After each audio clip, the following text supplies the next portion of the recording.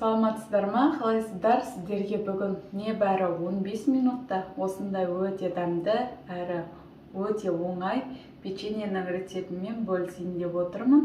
Ең алдымен менің каналыма тіркеліңіздер, ұнаса комментарий қалдырыңыздар және де қоңыраушаны баса кетіңіздер. Сіздердің әрбір қолдауларыңыз мен үшін маңызды. Бұл печеньенің жасалу барысын видеоны соңына дейін көру арқылы біле аласыздар.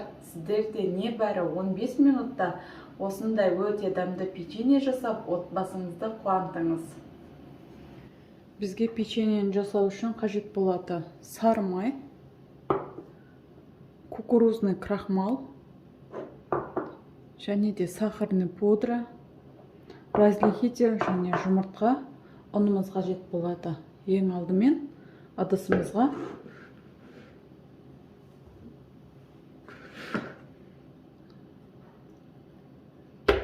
комнатный температурадағы сары майды салып аламыз.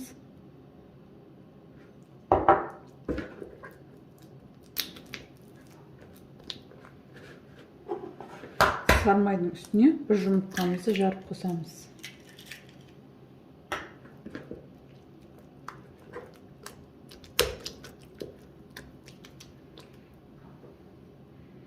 Сахарный пудраны қосамыз. Кукурузный крахмалды қосамыз.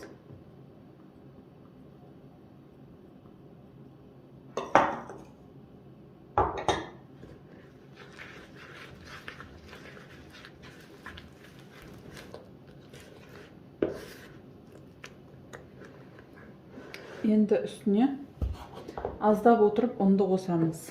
Көп қосып жіберуге болмайды, өйткені қамырымыздың тығыздығын біле алмай қаламыз.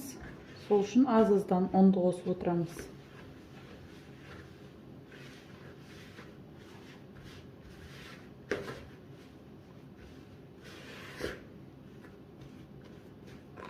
Осы аралықта разрыхительді қосып, үстіне тағы да аздап ұн қосамыз.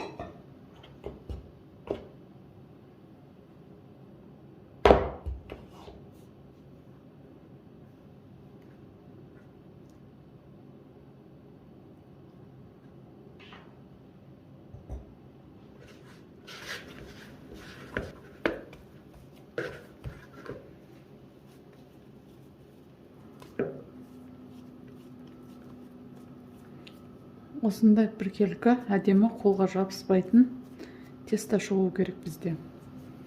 Дайын болған қамырымыз міне өте нәзік. Енді осыны өзіміздің қалаған формамызға келтіреміз.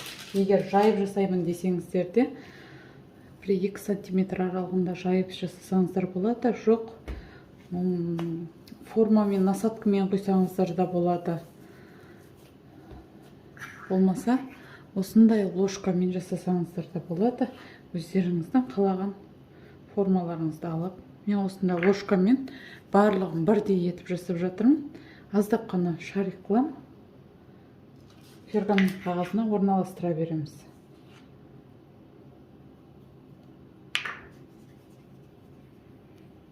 Кәдімгі құрт істеген деп шарик қылып, үстіне аздап қана басамыз. Сол жеткілікті. Егер де үйде ванилин болса қоссаңыздар болады, корица қоссаңыздар да болады. Және де апельсин, лимонның седрасын қоссаңыздар да печеньеге өте әдемі дәм береді. Болмаған жағдайда қосуды қажет етпейді. Тура осы тестоға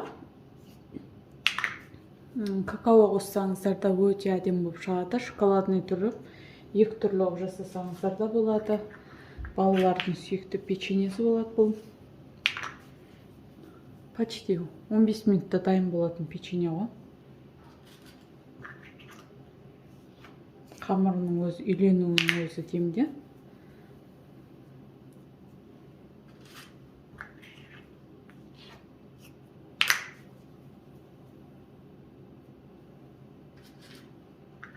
Осы печеньені формаға келтіріп жатқан уақытта пешті міндетті түрде қосып қоясыздар. Қызып тұрған пешке салып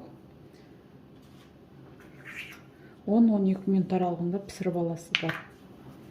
тура осы тестамен творожный пирогтың да кез келген начинка салып пирог істесеңіздер вообще күшті шығады.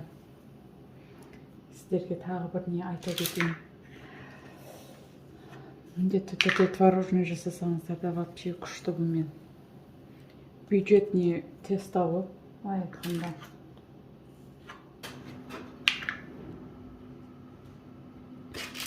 Мына вилканы алып, үстіне осылай басып, былай тартсаңыздар, міне. Озор салам десеңіздер егерде.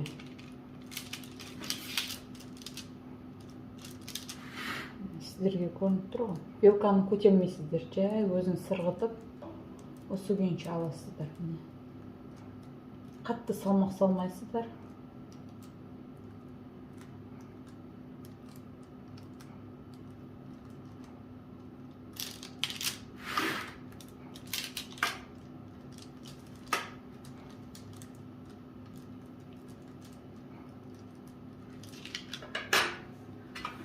Енді қызып тұрған 180 градуста 10-12 минут аралығында пісіріп аламыз. Бұл қатты қызармайды, ақшылдау болып піседі.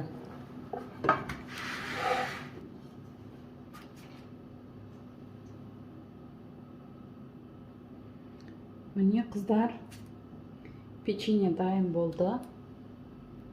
Печенье өзі осылай ақшыл болып піседі. Арасы ешқандай да шеке емес. Міне. Өте песочный. Неге ақшыл деп айтпаңыздар. Өйткені құрамында крахмал бар болғандықтан ақшыл болып піседі бұл печенье. Міндетті түрде кукурузный крахмал қолданыңыздар.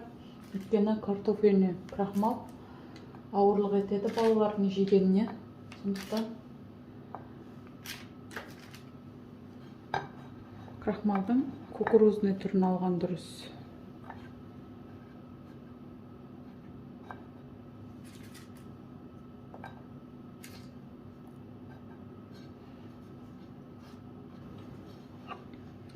Бетіне шоколад құйсаңыздар да болады.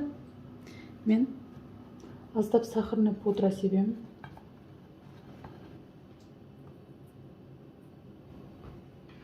Міне печеньеміз дайын болды. Бізге ас болсын. Сіздер де менің рецептімен жасап көріңіздер. Өте дәмді балалардың сүйікті печеньесі болады.